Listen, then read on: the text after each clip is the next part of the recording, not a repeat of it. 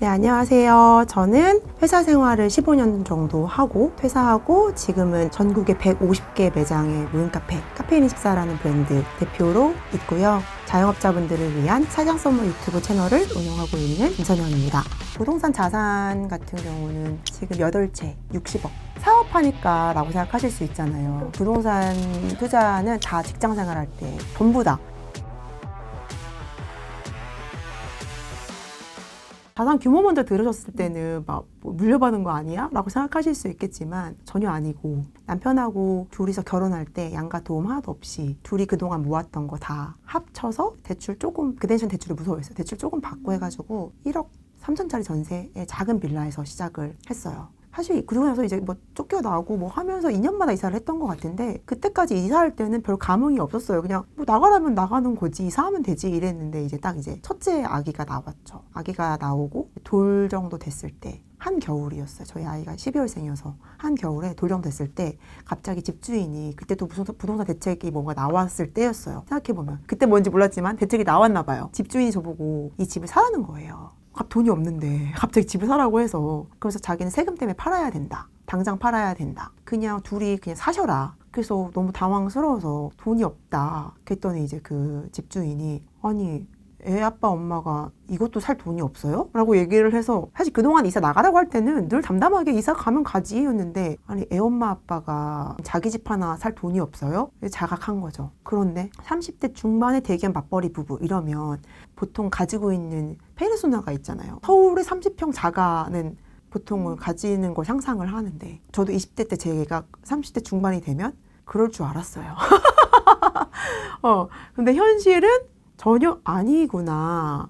놓여져 있는 처지와 내가 생각했던 모습의 갭이라는 거를 조금 절실하게 깨달았던 것 같아요. 그냥 대기업 다녀도 집이 없네, 집이 없는 게 괜찮지 않네, 우리 어떻게 하지? 라는 생각에 조금 더 가까웠던 것 같아요. 처음으로 집을 사야겠다는 생각을 하게 됐습니다. 대기업 월급만 받아서는 되지 않겠다라는 것보다, 그때까지 몰랐던 처음으로 소득에는 두 가지가 있다는 거를 처음으로 알게 된 거죠. 그러니까 월급만 받던 거가 위험한 게 아니라 자산소득이라는 거에 대한 개념이 없던 거가 위험한 거구나 라는 생각을 처음으로 했던 것 같아요. 그래서 이제 집을 사려고 생각을 하게 됐죠. 그러다가 이제 그때는 막 온라인 강의 같은 게 활성화되지가 않았던 시기였던 것 같아요. 코로나 터지고 막 활성화가 됐으니까. 근데 이제 아기가 아직 어리니까 제가 막 강의를 들으러 가거나 할 수는 없고, 그래서 책 보면서 공부를 막 했던 것 같은데, 이제 너무 절실해져서 남편한테 주말에 아기를 부탁하고 어떤 그 부동산 유명하신 전문가분이 하는 북토크를 가게 됐어요. 그래서 몇백 명이 있는 큰 홀에서 했거든요. 그래서 강의를 막 하신 다음에 또 가가지고 막 미친 듯이 다 받아 적으면서 막 공부를 했죠. 끝난 다음에 딱 3분만 질문 받을게요 이러는 거예요. 사실 그 몇백 명 보는 앞에서 질문한다는 거가 너무 용기가 필요한 일이고, 그리고 저는 이제 처음부터 질문할 생각, 질문할까? 앞에 질문하신 분들의 질문이 다 이런 질문 뭐야, 자랑하는 건가? 이런 질문이 많은 거예요. 이를테면 제가 지금 강남이랑 어디 좋은 데가 있는데 이걸 합쳐서 더 좋은 데를 가야 될까요? 막 이런 질문인 거예요. 저는 무주택자인데. 그래서 앞에 막 그런 질문들을 하시니까 내가 지금 무주택자인데 갑자기 내가 그럼 여기서 지금 나 혼자 그런 질문을 하는 게 너무 좀 창피한가? 다 집이 여러 개 있으신 분들이 그런 질문을 하시는데 나 혼자. 그래서 이제 고민을 막 하다가 마지막 한 분 남았습니다 하는 순간 제가 두 눈을 질끈 감고 용기를 내야겠다. 그래서 두 손을 들었어요. 남편의 직장은 이 동네고 제 직장은 여기고요. 저희가 최대한 대출을 많이 받고 막 알아봤을 때 이 정도 돈이 만들어지는데, 이제 여기 정도의 서울에 어디를 볼 수 있을지, 어디를 추천하시는지. 근데 갑자기 그분이 콧방귀를 끼시면서 그 돈으로 지금 서울을 꿈꾸신다고요? 정신 차리세요. 약간 이런 뉘앙스로 얘기를 하시는 거예요. 근데 거기에 몇백 명이 다 저를 쳐다보는 느낌이 들고, 내가 돈도 없는 주제에 서울 안에 집을 사겠다고 하는 거가 잘못된 꿈인가? 혹은 그 순간 내가 이거 왜 질문을 했을까부터 시작해가지고 진짜 얼굴이 발가락까지 빨개지는 느낌이었어요. 너무 창피해서. 그래서 그날 10층인가 11층인가에서 강의를 했는데 엘리베이터 못 타겠는 거예요. 창피해서. 그래서 계단으로 혼자 비상구로 10몇 층을 내려오면서 철철철 울었어요. 철철철 울면서 남편한테 전화를 했어요. 나오자마자. 서울에 집 못 산대 이러면서 막 울었을 때 남편은 갑자기 강의 들어가서 지금 이게 뭔 소리야 이러는데, 막 이제 막 제가 눈물 콧물 막 그 사람들 인파에서 나와서 어딘가 이제 그 뒤쪽에 있는 골목에 가가지고 눈물 콧물 하면서 우리 집 못 산대, 서울에 못 산대 이러면서 막 울었던 기억이 나거든요. 괜히 질문했다 이런 생각도 막 들고 그 용기를 괜히 냈다 막 이런 생각도 들면서 처음엔 자책도 막 했는데 이제 거기서 실컷 울고 나서 생각을 바꿨죠. 오히려 그런 안 좋은 일이 생기잖아요. 팍 뭐 울든지 밑에 내려갔다 다시 확 올라와서 그 일을 내가 겪은 거 너무 다행이다라고 생각을 오히려 하게 되는 편인 것 같은데 더 도끼가 생긴 것 같아요. 이를테면 그 당시에 너무 간절해서 어떤 전문가가 여기 사면 된다 했으면 사고 싶었을 것 같아요. 확신이 없지만 잘 모르니까. 누군가한테 의지하고 싶잖아요. 정답인지 아닌지 모르겠지만 정답처럼 말을 해주면 믿고 싶잖아요. 근데 오히려 그렇게 말을 하니까 도끼가 생겼어요. 내가 정말 힘들게 끌어모은, 대출까지 끌어모을 이 돈을 누가 나만큼 고민할 수 있을까? 그래서 그 이후로도 책이나 뭐 전문가분들의 이야기는 있을 수 있지만 이 돈은 내 돈이고 내가 힘들게 대출받고 내가 힘들게 모은 돈, 이 돈을 감당하는 것도 나여야 되는 거면 정답은 모르겠지만 내가 이 돈에 대한 책임은 내가 지는 거다. 그리고 못 산다고 했지? 진짜 못 사나 두고 보자. 내가 힘들게 모은 돈으로 이 돈을 책임지는 것도 나니까 내가 뒤져가지고 서울 안에 마련한다. 하나 못 하나 두고 보자. 그 당시에는 온라인 강의가 많지가 않아서 강의를 듣기는 쉽지가 않았던 상황이었고 의지할 수 있는 곳은 책이었습니다. 그래서 처음에 좋다는 책을 막 샀어요. 온라인으로. 이 진도가 안 나가는 거야. 이게 용어가 다 뭔 말인지를 모르겠어가지고 입지는 뭐야? 뭐 저평가는 또 뭐야? 하나부터 10까지 눈에 걸리는 단어들이 다 뭔 말인지 너무 어려워서 진도가 안 나가는 거예요. 그래서 서점에 갔어요. 서점에 가서 다 훑어본 거죠. 부동산 책을 싹 쓸어다가 훑어보면서 책이 읽혀지는 책들만, 그 책이 좋은지 안 좋은지 모르겠는데 그냥 책이 눈으로 읽었을 때 뭔 말인지 알아듣겠는 책들을 싹 골라갖고 와서 책을 이제 보면서 그 책에서 봤던 거를 가지고 부동산에 다녔어요. 다양한 지역을 진짜 많이 가봤던 것 같아요. 이제 가서 모르겠으면 소장님한테 물어보고 소장님 여기는 왜 인기가 많은 거예요? 왜 비싼 거예요? 이런 걸 물어보기도 하고 그 당시에 잘했다고 생각했던 거는 돈에 맞춰서 보지 않았던 거. 첫 번째는 돈이 없는데 성수동에 가고 잠실에 가고 내가 살고 싶은 동네 먼저 다녔어요. 성수동이 좋은지 모르고 왜 갔냐면 그 당시에 제가 좋아했던 회사의 선배가 인스타그램에 자기 집 사진 올렸는데 와, 집 되게 좋다 이랬는데 걸어서 주말마다 애들하고 그 공원들 간다는 거예요. 서울숲을 걸어 다닐 수 있다고? 좋다. 그때는 뭐 입지가 뭔지 모르니까 동네도 모르고 그래서 거기 동네 먼저 갔어요. 그래서 부동산에 집 보러 왔다고 하고 집을 봤어요. 그래도 이제 그때 왜 여기가 이렇게 비싸지? 왜 사람들이 여기에 살고 싶지를 소장님한테도 물어보고 그리고 제가 그 동네에 몇 번 가본 거죠. 애들 데리고. 아, 마트가 이렇게 가깝네. 읽어지는 책 중에 입지에 가면 뭐뭐뭐를 봐라라는 쉬운 책 하나가 있었어서 그 책을 이제 접목하면서 지하철 타면 어디 출퇴근하기가 편하니까 쭉 근접이 그 뜻이구나. 그러면서 여기가 5점 남편하고 몇 점이야. 나는 몇 점. 이상형 월드컵 하듯이 막 그렇게 하면서 사실은 처음에 막 이렇게 하면서 막 봤던 것 같아요. 살고 싶은 데를 먼저 보고 살 수 있는 데를 보면 그 마음이 좀 짜. 그래서 며칠 누워 있었어요. 마음이 아파서. 서울숲에 그 아파트를 봤는데 너무 갖고 싶은 거예요. 그 집을 봤는데 내가 딱 이 집이다. 이 집이야. 이 집을 만나려고. 그런데 당연히 택도 없잖아요. 너무 비싸고 절대 못 사는데 제가 며칠 알아 누웠어요. 아른거려서. 남편한테 방법이 없을까? 알아 누울 이유가 없는데 왜 알아 누우냐는 거예요. 발을 뻗쳐서도 방법이 없고 노력을 해서 될 거를 아파하면 이해라도 되는데 전혀 관련도 없고 전혀 불가능한 거를 갖고 싶다고 왜 알아 누워있냐. 그죠. 아, 갖고 싶은 건 갖고 싶을 수 있잖아.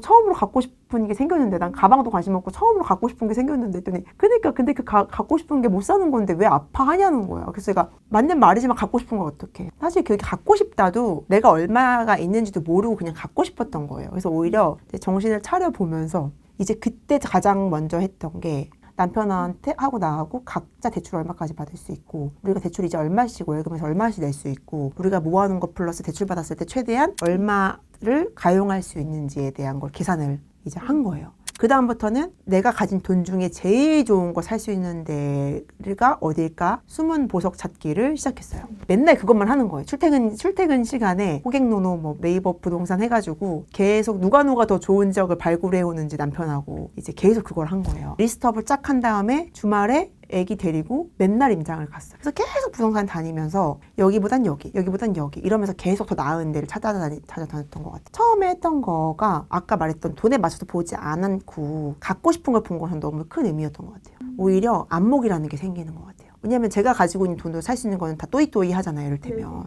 근데 아예 좋은 데들을 보면서 여기는 사람들이 왜 살고 싶어하고 왜 가치를 인정받는지에 대한 팩터들을 계속 알게 된 안목이라는 거가 생긴 다음에 그거 가지고 이제 가지고 있는 돈 안에서 이상형 월드컵 하듯이 나만 살고 싶은 거 말고 남들도 같이 살고 싶은 걸로 했을 때 얘가 몇 점이야. 그래서 계속 지역 발굴하고 당산, 마포, 뭐 중구, 잠실, 가끔은 돈 더 오바되든 덜 되든 계속 인정 다니면서 가진 거 대비 제일 좋은 걸 살려고 노력했고 그 다음에는 저평가라는 관점에서 미래 가치 대비 현재 덜 인정받고 있는 지역이 뭐지를 또 다른 보물찾기를 시작했던 것 같아요. 그러면 지금 여기서 더 이상 변화가 없으면 시대만큼 찔끔찔끔 올라가는 건데 지금은 허름한 판자촌인데 얘가 재개발이 돼서 다 새 아파트로 바뀌고 이 지역이 바뀌면 지금 저평가되어 있잖아요. 그러면 프리미엄이 덜 반영된 평가가 절하되어 있는 곳, 미래에 더 좋아질 곳들을 또 열심히 보물찾기를